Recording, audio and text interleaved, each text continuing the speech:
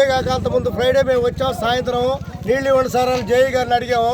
ఇస్తామయ్యా రేపు అన్నారు. వలేస్తున్నారు, ఇస్తారని మేము వెళ్ళాము. తర్వాత తెల్లారి వస్తే గేట్ లేవట్లేదు అన్నారు. ఎందుకు లేవట్లేదు? అంతకుముందు లేచిన గేట్ ఎందుకు లేవలేదు? మేము అడిగే క్వశ్చన్ అది. రైతులు ఇక్కడ ఎక్కడ చూసినా ఎండిపోతా మాకు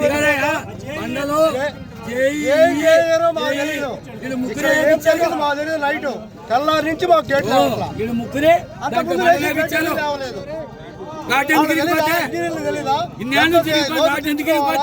మనం వలేసేటప్పుడు ఎంత దించుకోకూడదా?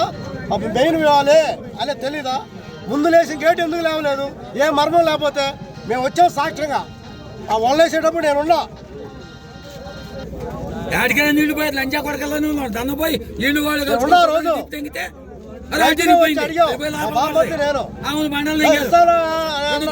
మేము ఒకరిద్దరం తెల్లారి నుంచి ఎన్ని రూపాయలు వేశారు?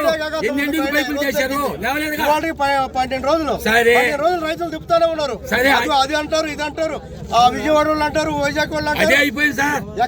గేట్లన్నీ వచ్చారు, గేట్లన్నీ లేస్తున్నాయి. లోపలికి ఏమైనా భావించారా? పని లేదుగా. మాట్లాడు.